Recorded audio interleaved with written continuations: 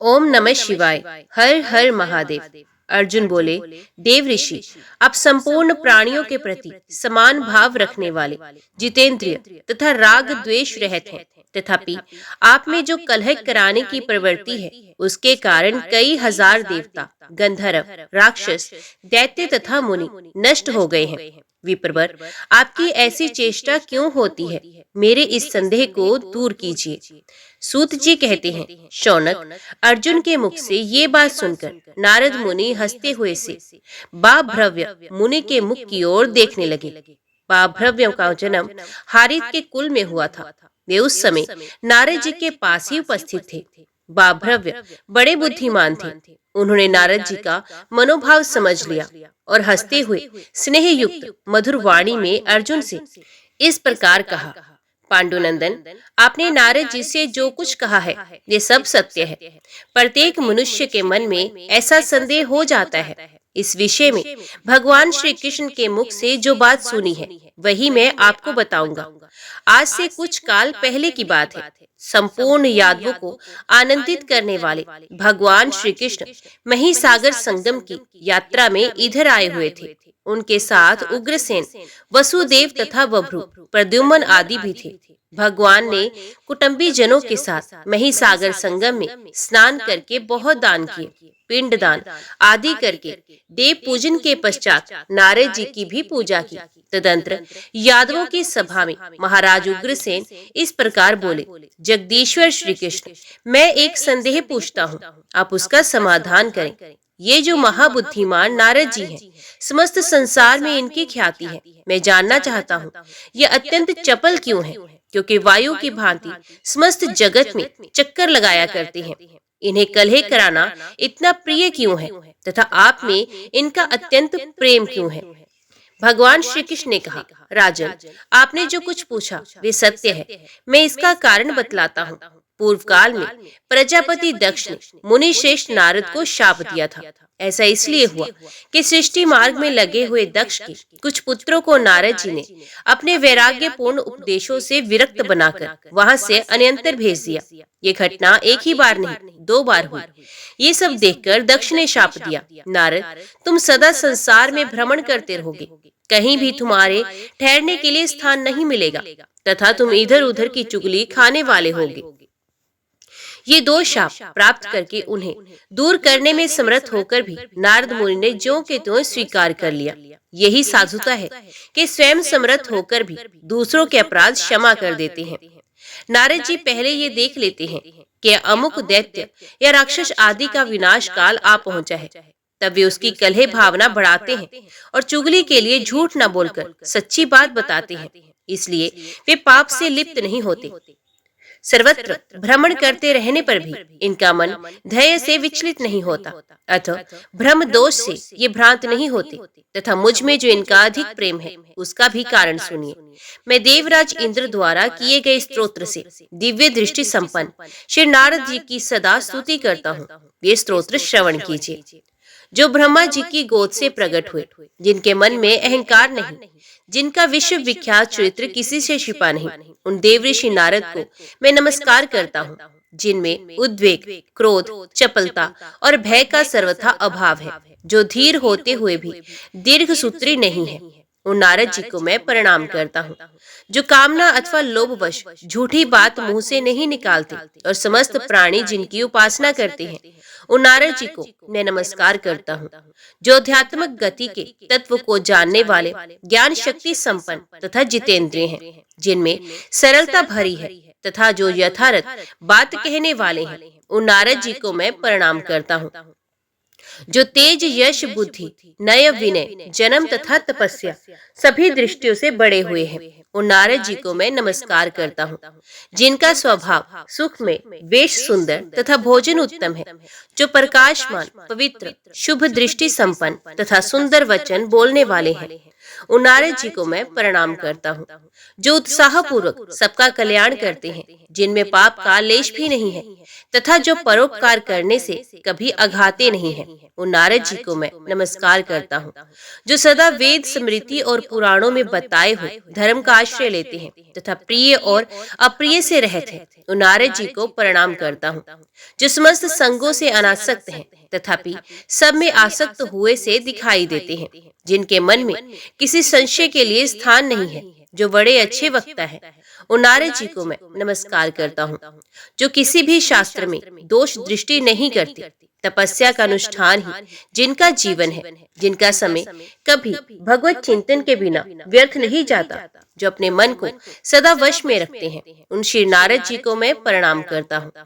जिन्होंने तप के लिए श्रम किया है, जिनकी बुद्धि पवित्र एवं वश में है, जो समाधि से कभी तृप्त नहीं होते, अपने प्रयत्न में सदा सावधान रहने वाले उन नारद जी को मैं नमस्कार करता हूँ। जो अर्थ लाभ होने से हर्ष नहीं मनते और कब लाभ न होने पर मन में क्लेश का अनुभव नहीं करते, जिनकी बुद्धि स्थिर तथा आत्मा अनासक्त है, उन नारद जी को मैं नमस्कार करता हूँ।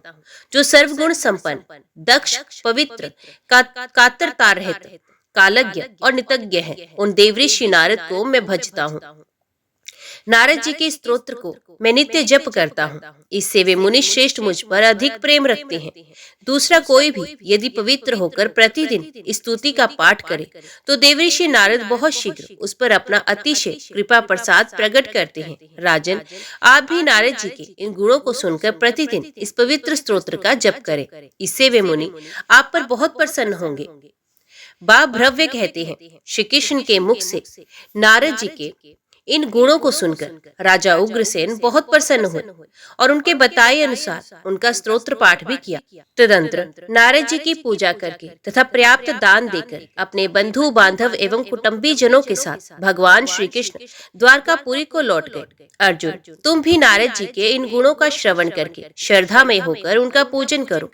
बाप भ्रव्य का ये वचन सुनकर अर्जुन को बड़ा विस्मय हुआ, उनके अंगों में रोमांच हो आया और उन्होंने भक्ति पूर्वक नारद जी के चरणों में प्रणाम किया। तत्पश्चात इस प्रकार कहा, मुने, आपके मुख से इस गुप्त क्षेत्र का महात्म्य सुनकर मुझे तृप्ति नहीं होती, अतः पुनः उसका वर्णन कीजिए। नारद जी ने कहा, अर्जुन, पूर्व काल में महायोगी अक्षपाद गौतम मुनि हो गए हैं, जो गोदावरी गंगा को यहाँ लाए थे और अहिल्या के पति थे। वे बड़े शक्तिशाली थे। उन्होंने गुप्त क्षेत्र का महात्म्य सुनकर और उसे सर्वोत्तम जानकर वहां योग साधना करते हुए भारी तपस्या करना प्रारंभ किया।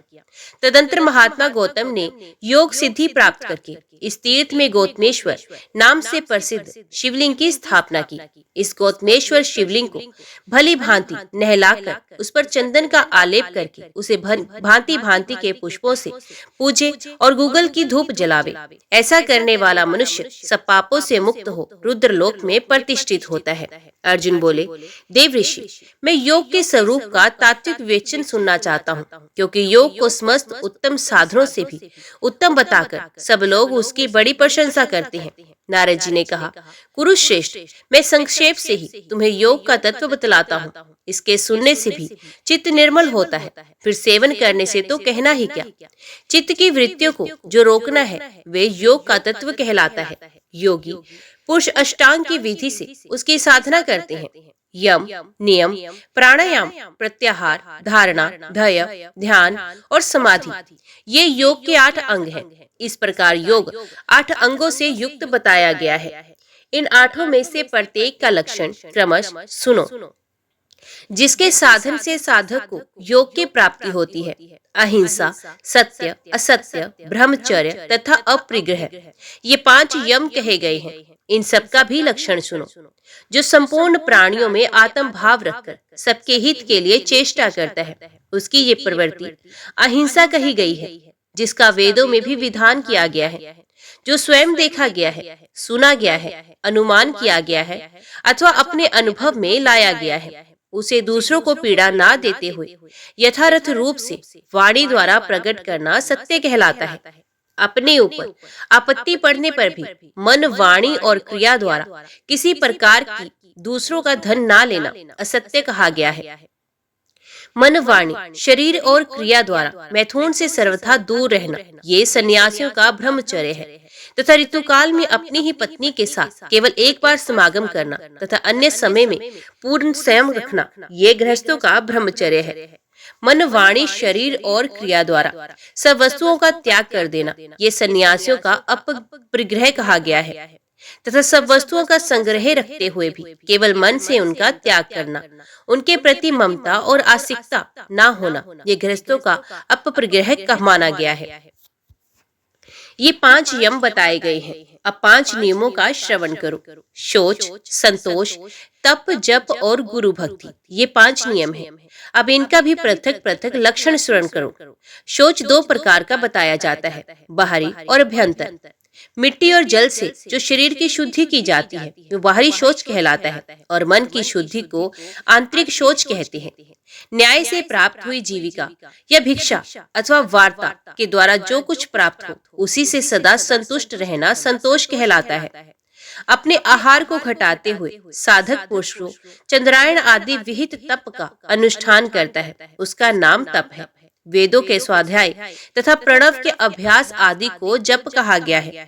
भगवान शिव ही ज्ञान स्वरूप है, उनमें जो भक्ति की जाती है वही गुरु भक्ति मानी गई है।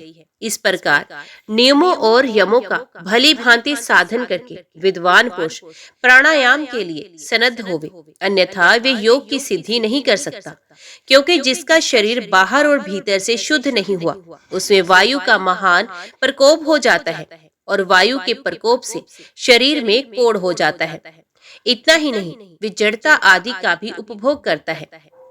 इसलिए बुद्धिमान पुरुष शरीर को शुद्ध करके ही दूसरे साधन के लिए प्रयोग करे। पांडुनंदन, अब मैं प्राणायाम का लक्षण बतलाता हूँ, सुनो।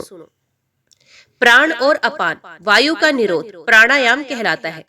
विद्वान पुरुषों ने उसे 3 प्रकार का बताया है, लघु, मध्यम और उत्तम। लघु प्राणायाम 12 मात्रा का होता है।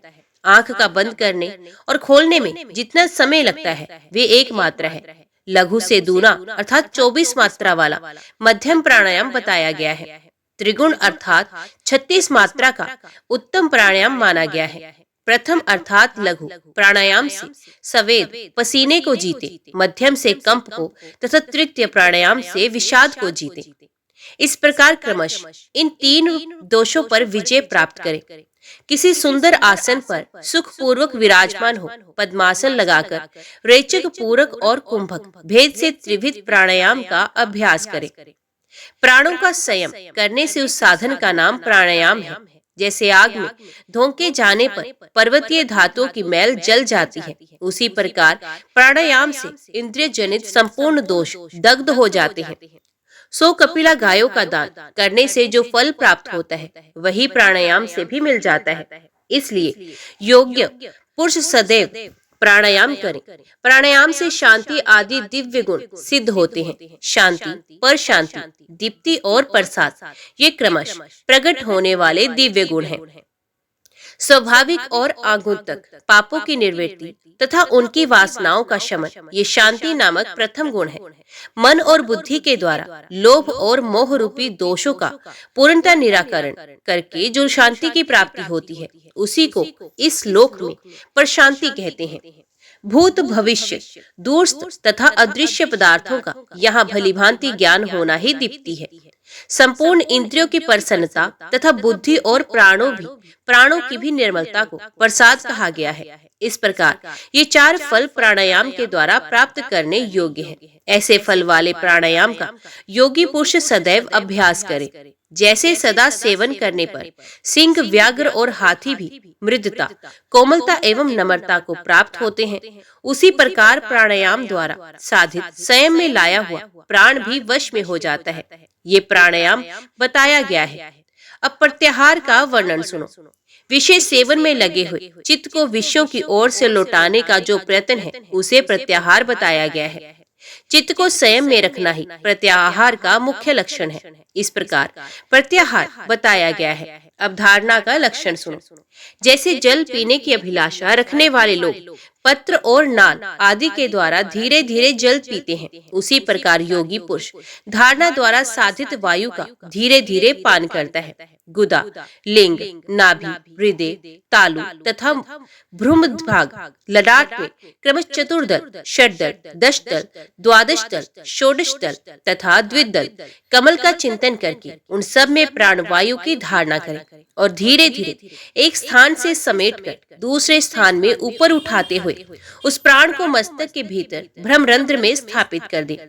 गुदा आदि 6 अंग और चतुर्दल आदि 6 चक्र, इन 12 स्थानों में प्राणवायु की धारणा तथा संकोच करने से सब मिलकर 12 प्राणायाम होते हैं। इसी को धारणा कहा गया है।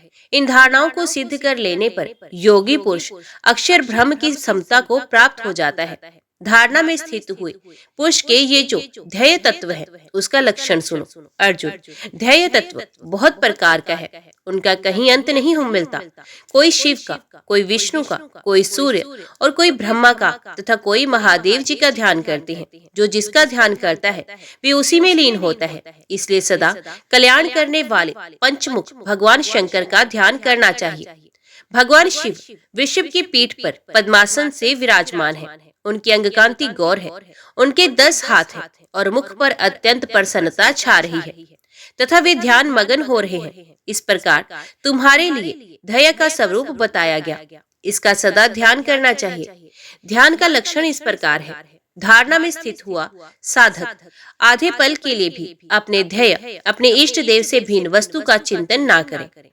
इस प्रकार इस दुर्गम भूमिका में स्थित होकर योग वेत्ता पुरुष कुछ भी चिंतन ना करे, यही समाधि कहलाती है। समाधि का ठीक ठीक लक्षण बता रहा हूँ, वो सुनो।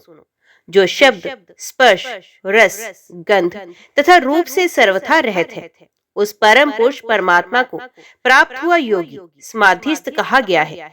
समाधि में स्थित हुआ मनुष्य कभी विघ्नों से अभिभूत नहीं होता। भारी से भारी दुख क्यों ना आ जाए, वे उससे भी विचलित नहीं होता। उसके कानों के पास यदि सैकड़ों शंख फूके जाए और बहुत से नगाड़े पीटे जाएं, तो भी वे बाहर के शब्द को नहीं सुनता। कोड़ों के प्रहार से उसे घायल कर दिया जाए, आग से उसका शरीर जल जाए तथा सर्दी से भरे हुए भयंकर स्थान में उसे बैठा दिया जाए, तो भी वे बाहर के स्पर्श का अनुभव नहीं करता। फिर वैसे पुरुष के लिए बाहरी रूप, गंध और रस के विषय में तो कहना ही क्या है। जो इस प्रकार आत्मा का साक्षात्कार करके पुण्य समाधि को प्राप्त करता है, उसे भूख और प्यास कभी बाधा नहीं पहुंचा सकती। निश्चल समाधि को पाकर मनुष्य जिस सुख का अनुभव करता है, वे ना तो स्वर्गलोक में है और ना ही पाताल में है। फिर मनुष्य लोक में तो वे हो ही कहाँ सकती है। कुरुनंदन, इस प्रकार योग मार्ग में आरूढ़ हुए पुरुषों के लिए भी 5 उपसर्ग प्राप्त होते हैं, जो बड़े ही कटु हैं। उनका परिचय सुनो। प्रातिप, श्रावण, दैव, भ्रम और आवर्त, ये ही 5 उपसर्ग हैं। संपूर्ण शास्त्रों की प्रतिभा का हो जाना ही प्रातिप उपसर्ग है। ये है तो सात्विक, परंतु इसके कारण जिसके हृदय में अहंकार आ जाता है, इससे वे योगी अपनी स्थिति से नीचे गिर जाता है। हजारों योजन दूर से भी शब्द को सुन लेना श्रवण नामक उपसर्ग है। ये दूसरा विघ्न है। ये भी सात्विक ही है, परंतु इसके कारण भी जो गर्व करता है वे नष्ट हो जाता है, साधना से गिर जाता है, जिससे देवताओं की 8 योनियों को देखा जाता है। उस शक्ति का प्राप्त होना दैव उपसर्ग है। ये भी सात्विक दोष है। इससे भी घमंड होने पर साधक का विनाश होता है। जैसे जल के भंवर में डूबा हुआ मनुष्य व्याकुल होता है, उसी प्रकार सहसा प्रकट हुए विविध विज्ञान के आवर्त में जो चित्त की व्याकुलता होती है, उसका नाम आवर्त है। ये राजस दोष है, जो बड़ा ही भयंकर है। जब योगी का मन अनेक प्रकार के दोषों से आक्रांत हो, समस्त आधारों से भ्रष्ट होने के कारण अवलंब शून्य होकर भटकने लगता है, तब उसे भ्रम नामक दोष बताया जाता है। ये तामस दोष है। इन अत्यंत घोर उपद्रवों से योग का नाश हो जाने के कारण संपूर्ण देव योनियां बार बार आवर्तन करती हैं, आवागमन में पड़ी रहती हैं। इसलिए योगी मनों में श्वेत कंबल का आवरण डालकर परब्रह्म परमात्मा में चित्त को स्थिर करके निरंतर उन्हीं का चिंतन करे। सिद्धि की इच्छा रखने वाले योगी को सदा सात्विक आहार का सेवन करना चाहिए। राजस और तामस आहारों से योगी को कभी सिद्धि नहीं प्राप्त हो सकती। स्वधर्म पालन में लगे हुए श्रद्धालु जितेंद्रिय श्रोत्रिय महात्माओं के यहाँ योगी को भिक्षा मांगनी चाहिए। भिक्षा में मिले हुए यवान्न, मट्ठा, दूध, जौ की लपसी, पका हुआ फल, मूल अथवा कन, तिल की खली या सत्तू, ये सब पवित्र आहार है जो योगियों को सिद्धि प्रदान करने वाले हैं। योग का साधन विभिन्न लक्षणों से अपनी मृत्यु का समय जानकर काल को वंचित करने के लिए एकाग्रचित हो योग तत्पर हो जाए। अब मैं उन लक्षणों को बतलाता हूँ जिनसे योगवेत्ता पुरुष अपनी मृत्यु को जान लेता है। लाल चमड़ा अथवा लाल वस्त्र धारण किए हुए हंसती गाती हुई कोई स्त्री स्वप्न में जिस पुरुष को दक्षिण दिशा की ओर ले जाए वे जीवित नहीं रहता। स्वप्न में किसी नंगे सन्यासी को हंसते उछलते कूदते देखकर ये समझ लेना चाहिए कि उसके रूप में अपनी मृत्यु आ गई है। जो स्वप्न में रीछ और वानर से जूते हुए रथ पर बैठकर गाता हुआ दक्षिण दिशा की ओर जाता है अथवा कीचड़ या गोबर में डूबता है वे जीवित नहीं रहता। स्वप्न में जल की नदी को केश, अंगार, भस्म अथवा सर्प में से किसी एक के द्वारा भरी हुई देखकर मनुष्य जीवित नहीं रहता। यदि विकराल, भयंकर तथा क्रूर स्वभाव वाले मनुष्य हाथ में हथियार लिए स्वप्न में पत्थरों से मारे तो मनुष्य तत्काल मृत्यु को प्राप्त होता है। सूर्य उदय काल में रोती हुई गीदड़ी जिसके सामने होकर दाहिने अथवा बाएं चली जाए वे भी शीघ्र मृत्यु को प्राप्त होता है। जो दीप के बुझने की गंध को नहीं जानता, रक्त में रक्त वमन करता है तथा दूसरे के नेत्र में अपना प्रतिबिंब नहीं देख पाता वे जीवित नहीं रहता। आधी रात में इंद्रधनुष और दिन में तारागणों को देखकर शस्त्र विश्वासी पुरुष ये मान ले कि उसकी आयु क्षीण हो गई है। जिसकी नाक टेढ़ी हो जाए, कानों में ऊंचाई आ जाए तथा बाईं आंख सदा बहती रहे उसकी आयु समाप्त हो गई। अब जब मुंह कुछ कुछ लाल हो जाए, जीभ काली पड़ जाए तब विद्वान पुरुष को ये समझ लेना चाहिए अपनी मृत्यु समीप आ गई है। जो स्वप्न में ऊंट और गधे की सवारी दक्षिण दिशा की ओर जाता है तथा अपने दोनों कान बंद करके आवाज नहीं सुन पाता है वे जीवित नहीं रहता। स्वप्न में जो गड्ढे में गिर जाए और उसके निकलने का दरवाजा बंद कर दिया जाए जिससे वे फिर उठ ना सके, जिसकी स्वच्छ दृष्टि भी लाल हो जाए, जो स्वप्न में अग्नि प्रवेश करके वहां से ना निकले तो वही उसके जीवन का अंतिम काल है। जो रात या दिन में दुष्ट भूतों द्वारा मारा जाता है तथा जिसकी प्रकृति में कोई विकार आ गया है उसके निकट ही यमराज और काल मौजूद हैं। जो भक्त होकर भी देवता, गुरु, माता पिता तथा ज्ञानी पुरुषों की निंदा और अवहेलना करता है वे जीवित नहीं रहता है। योगवेत्ता पुरुष इस प्रकार मृत्यु सूचक विपरीत लक्षणों को देखकर उत्तम धारणा का आश्रय ले समाधि में स्थिर हो जाए। यदि वे उस मृत्यु को नहीं चाहता तो उसे वे नहीं प्राप्त होती, अथवा यदि मुक्ति की इच्छा हो तो उस मृत्यु को ब्रह्मरंध्र में छोड़ दे। इस प्रकार विमुक्त हुए शरीर में भी जो उपसर्ग योगी को प्राप्त होते हैं उनके नाम सुनो।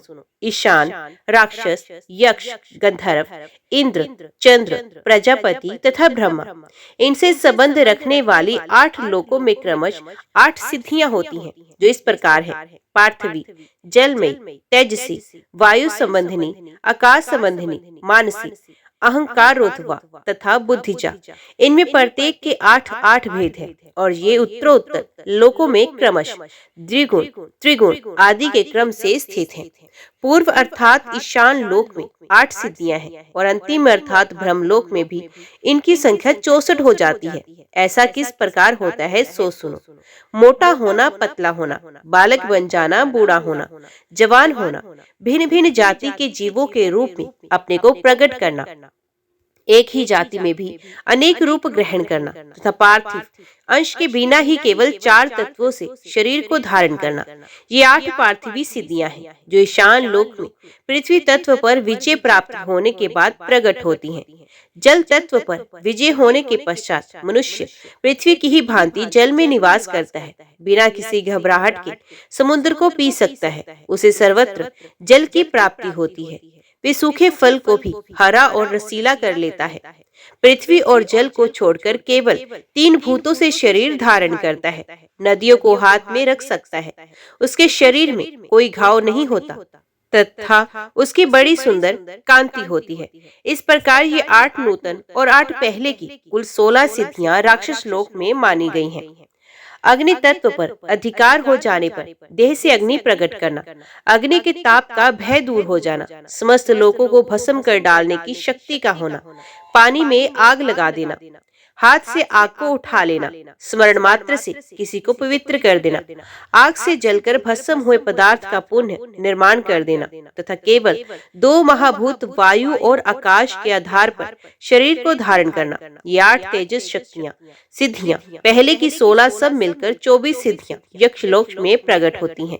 मन के समान गमन शक्ति का होना, प्राणियों के भीतर प्रवेश करना, पर्वत आदि बड़ी भारी वस्तुओं का भार लीला पूर्वक ढोना, हल्का होना, भारी हो जाना, दोनों हाथों से वायु को पकड़ लेना, अंगुली के अग्रभाग के धक्के से समूची पृथ्वी को हिला देना तथा एकमात्र आकाश तत्व से ही शरीर को धारण करना। ये वायु संबंधिनी शक्तियां गंधर्व लोक में है। पहले की 24 और 8 नूतन कुल मिलाकर 32 सिद्धियां गंधर्व लोक में पाई जाती हैं।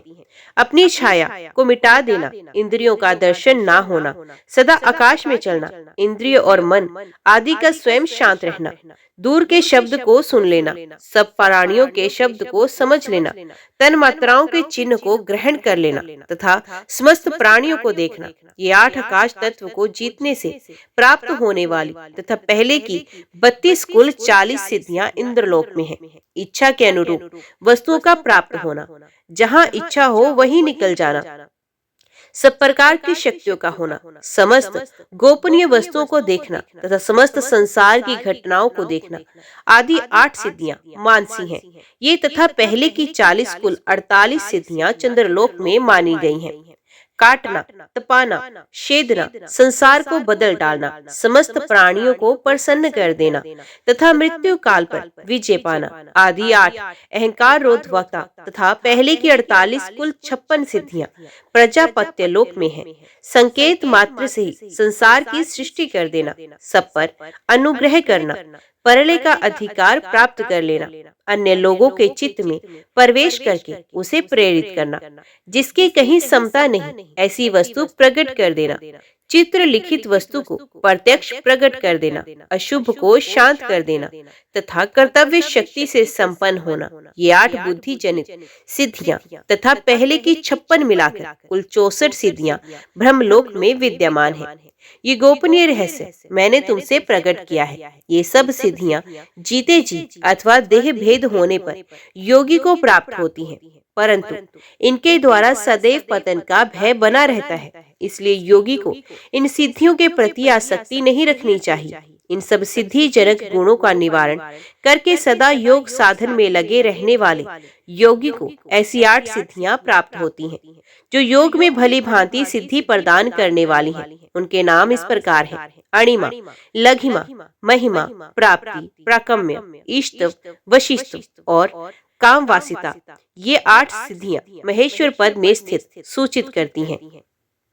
सूक्ष्म से सूक्ष्म हो जाना अणिमा शक्ति है।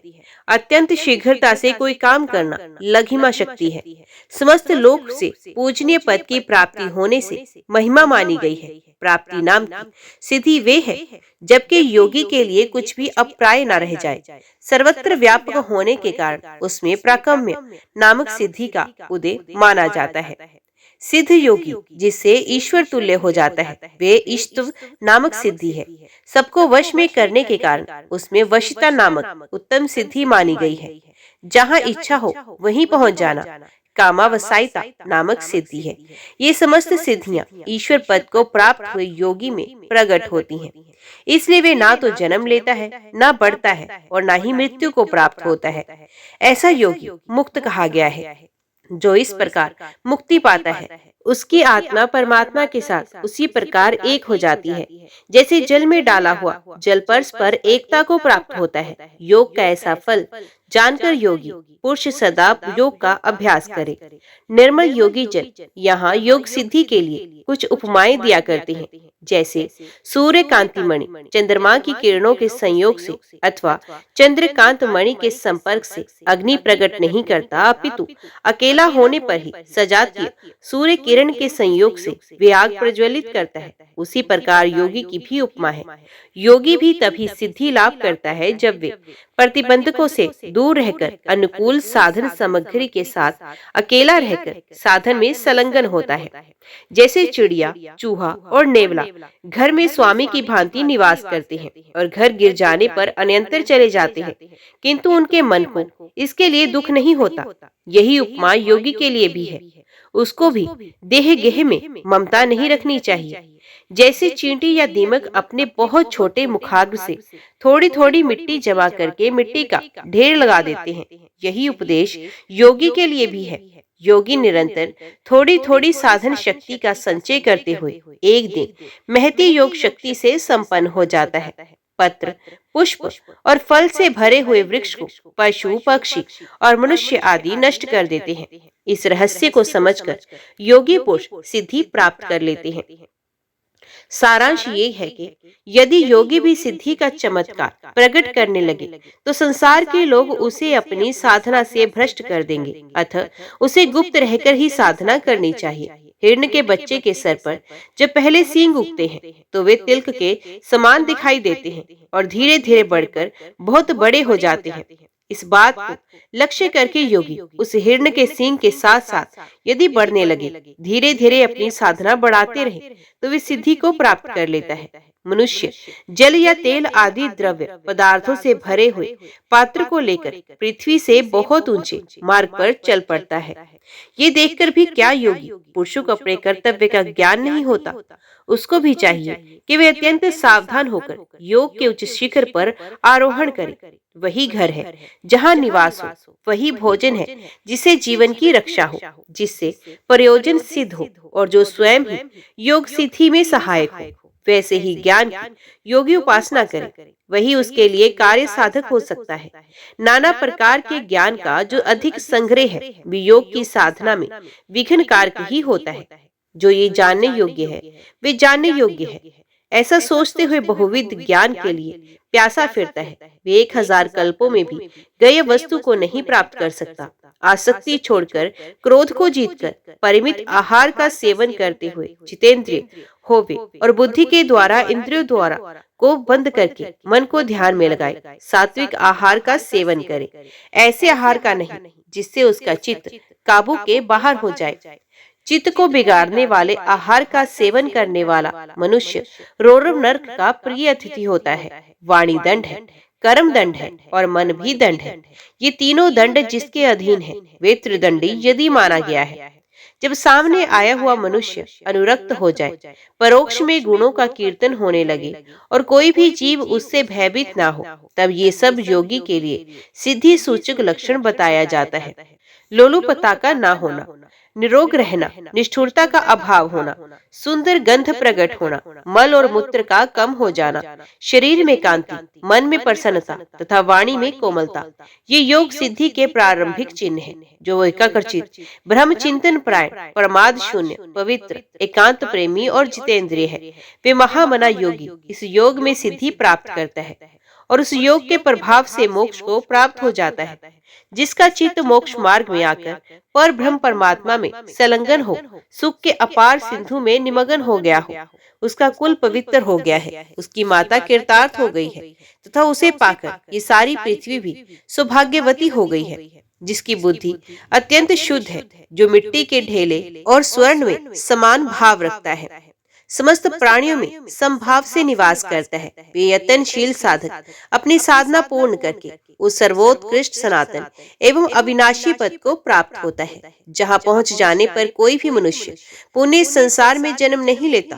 अर्जुन, ये योग का रहस्य मैंने तुमसे बतलाया है। गौतम ने ऐसे ही योग को प्राप्त किया और उन्होंने ही इस गौतमेश्वर लिंग को स्थापित किया है, जो के दर्शन करने वाले मनुष्य के समस्त कली कलुष का विनाश करने वाला है। जो पुरुष अश्विन मास की कृष्ण पक्ष की चतुर्दशी को रात्रि में महान उपहार समर्पित करके इस लिंग का पूजन करता है, वे पाप रहित हो जाता है, उसी लोक में जाता है जहाँ इस समय महामुनि गौतम विराजमान है। कुंती नंदन, इस गुप्त क्षेत्र का महात्म्य मैंने तुम्हें संक्षेप से बताया है। जो ये सब सुनता है वे शुद्ध चित्त हो जाता है। अब और क्या कहूँ।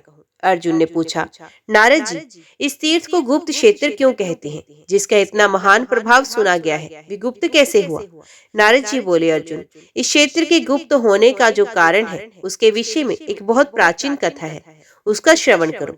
ये क्षेत्र पूर्व काल में शापवश गुप्त हो गया था। एक समय किसी निमित्त से सब तीर्थों के अधिदेवता एकत्रित हो ब्रह्मा जी को प्रणाम करने के लिए उनकी सभा में गए। सब तीर्थों को आया हुआ देखकर ब्रह्मा जी अपने समस्त सभासदों के साथ उठकर खड़े हो गए। उनके नेत्र आश्चर्य से खिले हुए थे। भगवान ब्रह्मा ने हाथ जोड़कर सब तीर्थों को प्रणाम किया और इस प्रकार कहा, तीर्थवरों, आज आप सब लोगों के पदार्पण से पवित्र होकर हमारा स्थान सफल हो गया। हम सब देवता भी आपके दर्शन से बहुत पवित्र हो गए। तीर्थों का दर्शन, स्पर्श तथा स्नान सब परम कल्याणकारक है। बड़े बड़े पापों से भरे हुए जो भयंकर एवं अत्यंत निर्दय मनुष्य हैं, वे भी तीर्थ में पवित्र हो जाते हैं। फिर जो धर्मपरायण हैं, उनके लिए तो कहना ही क्या। यो कहकर ब्रह्मा जी ने अपने पुत्र पुलस्त्य को आज्ञा दी, बेटा, तुम तीर्थों के लिए शीघ्र ही अर्घ्य ले आओ, जिससे मैं पूजन करूं। जब अर्घ्य देने योग्य असंख्य पुरुष एकत्रित हो जाएं, तब पूजन काल में उन सब में से श्रेष्ठ एक पुरुष को एक अर्घ्य प्रदान करना चाहिए। पिता की आज्ञा पाकर पुलस्त्य जी बड़े वेग से एक उत्तम अर्घ्य पात्र सजाकर ले आए। ब्रह्मा जी ने उसे हाथ में लेकर सब तीर्थों से कहा, आप सब लोग मिलकर किसी एक मुख्य तीर्थ का नाम बताएं, मैं उसी को अर्घ्य देना चाहता हूँ। ऐसा करने से मुझे अन्याय रूपी दोष नहीं लगेगा। तीर्थ बोले, प्रभु, हम किसी प्रकार भी आपस में श्रेष्ठता का निर्णय नहीं कर पाते, इसलिए आपके पास आए हैं। आप ही हमसे जो श्रेष्ठ हो उसको समझकर अर्घ्य दे दीजिए। ब्रह्मा जी बोले, मैं आप लोगों में से किसी एक की श्रेष्ठता को नहीं समझ पाता। आप लोगों को नमस्कार है। आप सभी अपार महिमा से संपन्न हैं, अतः स्वयं ही अपने में से श्रेष्ठ पुरुष को बताएं। ब्रह्मा जी के ऐसा कहने पर जब उनमें से कोई भी बहुत देर तक कुछ न बोला, तब महिसागर संगम तीर्थ ने कहा, चतुरानन, आप शीघ्र मुझे ये अर्घ्य प्रदान करें, क्योंकि दूसरा कोई भी तीर्थ मेरी करोड़ भी कला के सामने भी पूरा नहीं पड़ता। पूर्व काल में महाराज इंद्रद्युम्न की तपस्या से तप कर ये सर्व तीर्थ में समूची पृथ्वी ही मही नाम वाली नदी हो गई। वे सब तीर्थों से मुझसे आकर मिली है, इसलिए मैं तीनों लोकों में सर्व तीर्थ में होकर प्रसिद्ध हूँ। तीर्थराज महिसागर संगम के ऐसा कहने पर अन्य सब तीर्थ मौन रहे। देखिए ब्रह्मा जी हमारे विषय में क्या कहते हैं। ये सोचकर वे कुछ न बोले। तब ब्रह्मा जी के ज्येष्ठ पुत्र धर्म ने अपनी दाहिनी भुजा उठाकर इस प्रकार कहा, अहो, बड़े कष्ट की बात है। इस तीर्थराज महिसागर संगम ने मोहवश बड़ी कुत्सित बात कह डाली है। साधु पुरुषों को उचित है कि वे अपने में अच्छे गुण होते हुए भी उनका अपने ही मुख से बखान न करें। जो भरी सभा में दूसरों पर आक्षेप करते हैं, अपने गुणों का वर्णन करते हैं, वे रजोगुणी, अहंकारी तथा निंदित हैं। इसलिए तीर्थ इन सब गुणों के रहते हुए भी अपने अहंकार के कारण विख्यात न होगा। इसका स्वरूप विध्वस्त सा हो जाएगा। धर्मदेव के ऐसा कहने पर सब और हाहाकार का शब्द गूंज उठा। तब योगेश्वर सकंद जी तथा मैं दोनों शीघ्रतापूर्वक वहां जा पहुंचे। कार्तिकेय ने उस देव समाज में धर्म से इस प्रकार कहा, धर्म, तुमने धृष्टता के कारण जो ये शाप दे डाला है, वे अनुचित ही हुआ। कोई भी बताए जो सही कि तीनों लोकों में विद्यमान समस्त तीर्थों में से कौन सा ऐसा तीर्थ है जिससे वे महिसागर संगम अर्घ्य पाने का अधिकारी नहीं है। इस तीर्थराज ने अपने जिस गुण का वर्णन किया है, वे सब इसमें है। ऐसी दशा में कौन सी बुराई हो गई, क्योंकि अवगुण तो झूठ बोलने में है, सत्य कहने में नहीं। अहो, जो सबका पालन करने वाले हैं, उनके द्वारा ऐसा बर्ताव होना कदापि उचित नहीं। यदि वे भी विचार ना करके ऐसे कार्य करेंगे, तब प्रजा किसकी शरण में जाएगी। सकंद स्वामी के ऐसा कहने पर धर्म ने इस प्रकार उत्तर दिया, आपका ये कहना ठीक है। ये महिसागर संगम सब तीर्थों में प्रधान होने और ब्रह्मा जी से अर्घ्य पाने के सर्वथा योग्य है, किंतु साधु पुरुषों का ये सनातन नियम है कि अपने ही मुंह से अपने गुणों का बखान नहीं करना चाहिए। दूसरों का किया हुआ आक्षेप और अपनी प्रशंसा, ये दो दोष ब्रह्मा जी को भी अपने पद से विचलित कर सकते हैं। दूसरों पर आक्षेप करते हुए अपनी प्रशंसा करने वाले राजा जी आते क्या स्वर्ग से नीचे नहीं गिर गए? बुद्धिमान ईश्वर ने पूर्व काल में जो जो बातें प्रमाणित कर दी, उन सबका भली भांति पालन करना चाहिए। कौन विद्वान उनका उल्लंघन कर सकता है? कार्तिकेय जी, आपके पिता ने आदेश देकर जिस कार्य के लिए हमें नियुक्त किया है, हम सदा उसी का पालन करते हैं। आपको भी उसका पालन करना चाहिए। यूं कहकर धर्म जब अपनी मुद्रा त्याग देने को तैयार हो गए, तब मैंने उस प्रस्ताव पर विचार करके ये बात कही। विश्व को धारण करने वाले परम महान महात्मा धर्म को नमस्कार है। ब्रह्मा, विष्णु और शिव भी जिनकी प्रतिदिन पूजा करते हैं, उन पाप नाशी धर्म को नमस्कार है। धर्म, यदि कदाचित आप मुद्रा त्याग देंगे तो हम लोगों की सत्ता कैसे रह सकती है? प्रभु, आप इस विश्व का नाश ना कीजिए। योगीश्वर कार्तिकेय को आप सम्मान देने योग्य है। ये साक्षात भगवान शंकर के पुत्र हैं, अतः उन्हीं की भांति हम सबके लिए माननीय है। मानद, आपने इस तीर्थराज को विख्यात ना होने का जो शाप दे दिया है, उसका निवारण करने के लिए अनुग्रह कीजिए। मेरे ऐसा कहने पर ब्रह्मा जी ने मेरी प्रशंसा करते हुए कहा, धर्म, नारद ने अच्छी बात कही है, तुम इनकी बात मानो। तब धर्म ने कार्तिकेय जी से कहा, हम लोग जिसके किंकर हैं, उन परम सिद्ध कार्तिकेय जी को नमस्कार है। सकंद, मेरे नाथ, मेरी ये विनय ध्यान देकर सुनिए। स्तंभ अर्थात गर्भ के कारण ये महातीर्थ अप्रसिद्ध होगा, तथापि शनिवार की अमावस्या को महिसागर की यात्रा करने से जो फल मिलेगा, उस पर ध्यान दीजिए। प्रभास की 10 बार, पुष्कर की 7 बार और प्रयाग की 8 बार यात्रा करने से जो फल मिलता है, वही फल इसकी 1 बार की यात्रा करने से मिल जाएगा। इस प्रकार वरदान देने पर कार्तिकेय जी मन ही मन बहुत प्रसन्न हुए। ब्रह्मा जी ने भी एकाग्रचित होकर स्तंभ तीर्थ को अर्घ्य दिया और उसे सब तीर्थों में श्रेष्ठता प्रदान की। फिर सब तीर्थों और स्कंद स्वामी को सम्मान देकर विदा किया। इस तीर्थ के गुप्त होने का यही प्राचीन वृत्तांत है। इस प्रकार मैंने तुमसे संपूर्ण तीर्थ के महान फल का वर्णन किया। ये सब आदि से ही सुनकर पुरुष सब पापों से मुक्त हो जाता है। सूत जी कहते हैं, ये सब सुनकर विस्मय से पड़े हुए अर्जुन ने उस तीर्थ की बड़ी प्रशंसा की और नारद आदि से विदा लेकर द्वारका को प्रस्थान किया। ओम नमः शिवाय। हर हर महादेव। आज की वीडियो में इतना ही। उम्मीद करती हूँ वीडियो आपको पसंद आई होगी। वीडियो पसंद आई हो तो वीडियो को लाइक और चैनल को सब्सक्राइब जरूर कीजिएगा। ओम नमः शिवाय लिखकर कमेंट बॉक्स में अपनी हाजिरी और अपने सुझाव देना ना भूलिएगा। तो मिलते हैं अगली कथा अगले अध्याय के साथ। तब तक के लिए देखते व सुनते रहिए। जय मां कंजक, जय माता दी।